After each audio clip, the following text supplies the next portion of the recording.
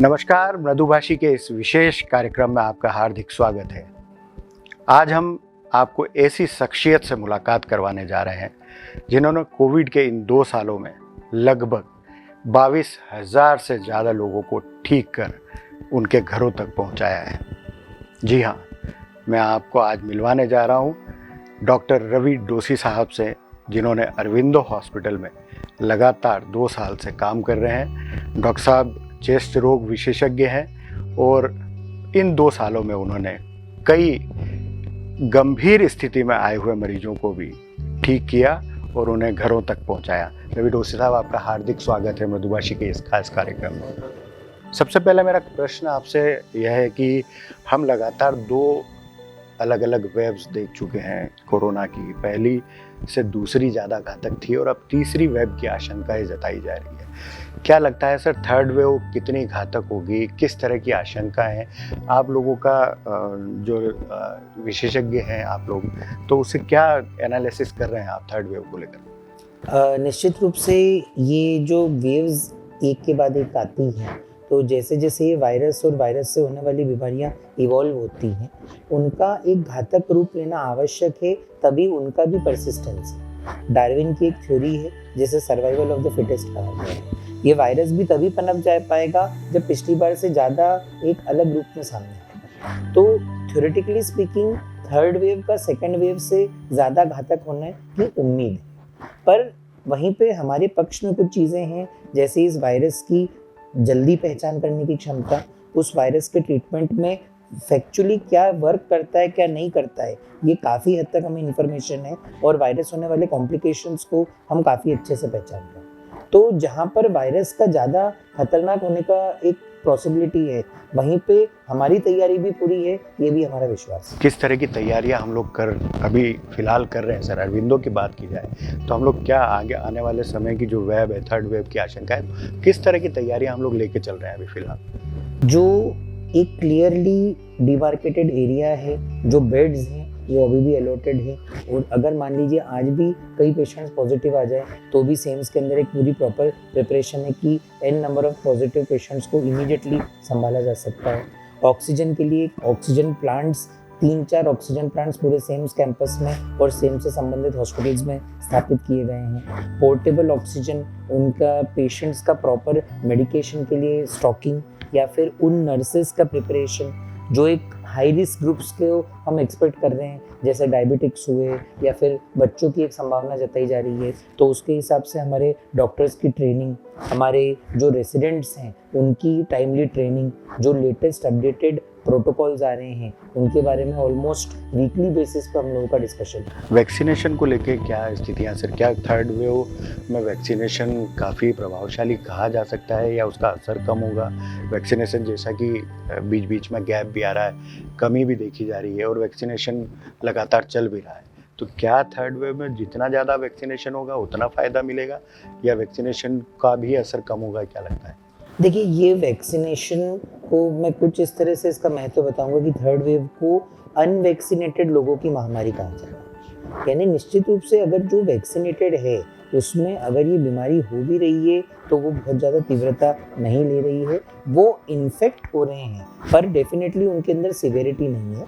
पर जो वैक्सीनेटेड नहीं है, डेफिनेटली उनके अंदर एक पॉसिबिलिटी है कि ये बीमारी एक खराब रूप ले सकती है। आज भी हमें एक पेशेंट जो पॉजिटिव थे वो एडमिट हुए, वो वैक्सीनेटेड ही नहीं थे, वहीं पे उनको फीवर आता रहा। उनसे ही 20 साल बड़े व्यक्ति जो 3-4 दिन पहले भर्ती हुए पॉजिटिव में, वो वैक्सीनेटेड थे, उन्हें कोई लक्षण नहीं है, असर निश्चित रूप से कम हो रहा है। तो वैक्सीनेशन का बहुत महत्व है। किसी भी, अब तो हमारे पास पूरी चॉइस है, बास्केट है वैक्सीन्स की, बट जो सबसे ज़्यादा ज़रूरी है, नियरेस्ट सेंटर जहाँ पे जो वैक्सीन मिल रहा है तुरंत जाके खुद को वैक्सीनेट कराइए, it is the best vaccine. एक चीज़ और भी कहने में सामने आ रही है, जो हम लोग देख रहे हैं लगातार, कि बच्चों में इस बार जो थर्ड वेव है उसका असर काफ़ी देखा जाएगा, ऐसा कहा जाता है। तो आप लोगों का क्या रिसर्च है सर, क्या वाकई में बच्चों के लिए ज़्यादा घातक है ये? क्योंकि अभी तक तो उस जिस लेवल पे जिन बच्चों के कहा जा रहा है कि जो ज़्यादा इफेक्टेड होंगे उनमें वैक्सीनेशन भी अभी नहीं है शुरू हुआ है, तो वो ज़्यादा घातक हो सकता है। वही कारण है कि उनको सबसे ज़्यादा बड़ा टारगेट ग्रुप माना जा रहा है, क्योंकि वो एक ऐसा एज ग्रुप है जहाँ वैक्सीनेशन हुआ ही नहीं है। तो ये वैक्सीनेशन के महत्व को और बताता है, और बहुत ही जल्द वैक्सीनेशन 12 साल तक की उम्र के बच्चों का तो चालू होने वाला है 1-2 महीने में, ये तो निश्चित है। और उससे कम उम्र के भी वैक्सीनेशन की ट्रायल्स अभी इंडिया में ही चालू हैं, जो होपफुली अक्टूबर या नवंबर एंड में उनके भी वैक्सीनेशन चालू होने की संभावना है। बट महाराष्ट्र में अगर हम देखें, ये प्रेडिक्शन मॉडल्स महाराष्ट्र से हैं, जहाँ पे ये देखा गया कि कुछ जिलों में एकाएक 1000, 1100, 1200 बच्चे पॉजिटिव पाए गए।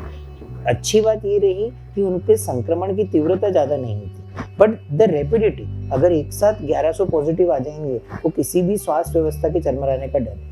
इस वजह से बच्चों को केंद्रित करते हुए पूरी पॉलिसीज बनाई जा रही हैं, और इन केस ऐसा कुछ प्रॉब्लम होता है तो तैयारी रखी जा रही है। बट बेस्ट पार्ट ये है, बचपन का वो पार्ट रहता है जब इम्यूनिटी अपने स्ट्रॉन्गेस्ट में रहती है, इसलिए मेडिकली स्पीकिंग बच्चे अभी तक सुरक्षित हैं और पूरी संभावनाएं हैं कि तीव्रता उनमें ज़्यादा नहीं रहेगी।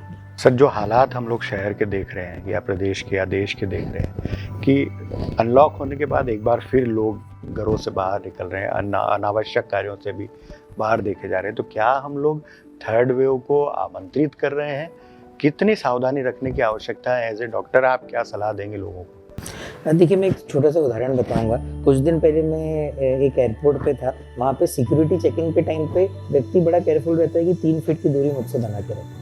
वही व्यक्ति जब अंदर जाता है बोर्डिंग करने से पहले एक ग्रुप बना के ग्रुप सेल्फी चल रही है। तो बेसिकली नॉलेज और प्रैक्टिस का एक बहुत बड़ा गैप सभी के व्यवहार में देखने में आ रहा है। सभी को पता है मास्क पहनना आवश्यक है, 3 मीटर की या 1 मीटर की मिनिमम दूरी रखना ज़रूरी है। बट जैसे जैसे समाज खुलता जा रहा है, वैसे वैसे हम इन बेसिक चीज़ों को डेफिनेटली इग्नोर कर रहे हैं, और ये चीज़ हमें कहीं ना कहीं एक बहुत प्रॉब्लम में डाल सकती है, क्योंकि जो आने वाले वेरिएंट है कोविड के, डेल्टा जो कहा जा रहा है, वो बहुत ज़्यादा ट्रांसमिसेबल है। सिर्फ आप किसी के पास से गुजर जाएं तो संभावना बनती है कि आपको संक्रमण लग जाए, हवा से ही। तो सोशल डिस्टेंसिंग, मास्क पहनना, सिर्फ ये बातें ही नहीं रहनी चाहिए, हमें उसको प्रैक्टिस में भी लाना पड़ेगा। एक चीज़ और भी देखी गई थी सर कि कोविड के बाद ब्लैक फंगस के केसेस काफ़ी बढ़े थे।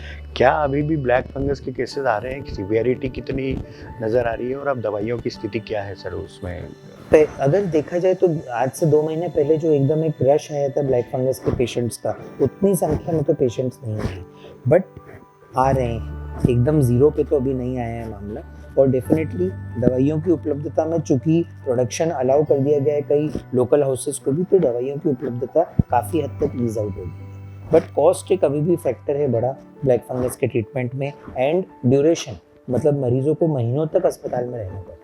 कितने संख्या में अभी की केसेस आ रहे हैं सर? देखिए, ऑन एन एवरेज जो डेली एवरेज अभी चल रहा है वो 3-4 केसेस का चल रहा है, और अगर ऑक्यूपेंसी देखें म्यूकोर वार्ड्स की, तो 8 से 10 मरीज अभी भी म्यूकोर वार्ड्स में भर्ती हैं।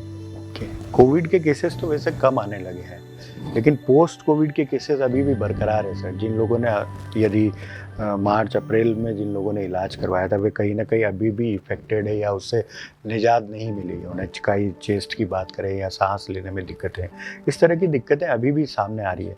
कितने केसेस अभी इस तरह के आ रहे हैं सर, और कितना घातक पोस्ट कोविड अब देखने को मिल रहा है सर? देखिए, हम भी ये मानते हैं कि मार्च और अप्रैल के महीने में जो लोग संक्रमित हुए और जिन्हें सीवियर 60% से ज़्यादा प्रॉब्लम थी, आज भी उन व्यक्तियों को ओपीडी में आके रेगुलर ट्रीटमेंट खांसी का, सांस फूलने का, बुखार का करवाना पड़ रहा है। अभी भी ऐसे कुछ पेशेंट्स अप्रैल से लेकर अभी तक एडमिटेड हैं जिनकी ऑक्सीजन 15-20 लीटर से कम ही नहीं हो पा रही है। पोस्ट कोविड आज भी ओपीडी में 50% से ज़्यादा पेशेंट्स पोस्ट कोविड फॉलोअप किया रहे हैं। ये खराब बीमारी है। अच्छी बात ये है कि कोविड से होने वाली जो नुकसान है लंग्स में, अब जो नई रिसर्च आ रही है वो ये बोल रही है कि 6 से 9 महीने के अंदर वो रिजनरेट हो जाता है, वापस से नॉर्मलाइज हो जाता है। बट वो 6 से 9 महीने के पीरियड में उन्हें फंगस लगने का, टीबी लगने का, अभी टीबी काफ़ी ज़्यादा आ रहा है। मतलब पिछले 1 वीक में मोर देन 20 टीबी के पॉजिटिव केस हमने डायग्नोज किए, जो कि रूटीन से ऑलमोस्ट 4 टाइम्स ज़्यादा।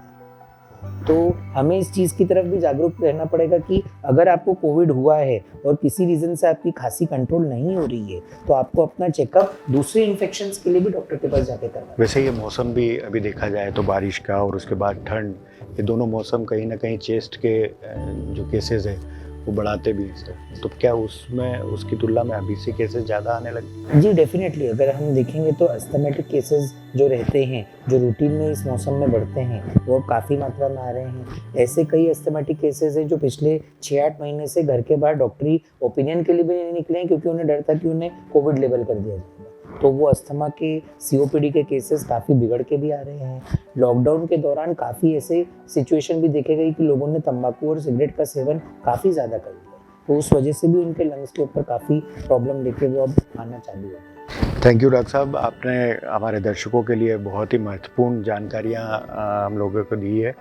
डॉक्टर साहब ने साफ तौर पे कहा है कि एसएमएस का पालन किया जाना चाहिए, सोशल डिस्टेंसिंग, सैनिटाइज़र और मास्क का प्रयोग ज़रूर किया जाना चाहिए। यदि ऐसा नहीं हुआ तो हम लोग थर्ड वेव को स्वयं आमंत्रित करेंगे। अगले कार्यक्रम में हम फिर किसी एक शख्सियत के साथ आपको रूबरू करवाएंगे। तब तक के लिए नमस्कार।